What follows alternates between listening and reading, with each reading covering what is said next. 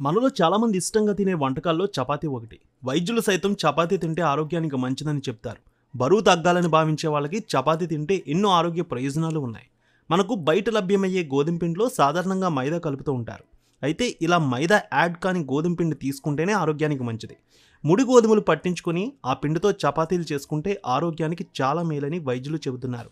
అయితే జ్వరం సమస్య వేధిస్తూ ఉంటే ఆ సమయంలో చపాతీ తిన్నా మంచిదే. చపాతీ శరీర ఉష్ణోగ్రతలు క్రమబద్ధీకరిస్తుందని కూడా వైద్యులు చెబుతున్నారు. అయితే చపాతీలు తరచూ తీసుకోవడం వల్ల అజీర్తి సమస్య, మలబద్ధకం, గ్యాస్ సమస్యలు దూరం అవుతాయి. చపాతీల్లో తక్కువ సంఖ్యలో క్యాలరీలు ఉంటాయి. ప్రతిరోజు 3 చపాతీలు మించి తినకపోవడమే మంచిదని ఆరోగ్య నిపుణులు కూడా తెలియజేస్తున్నారు.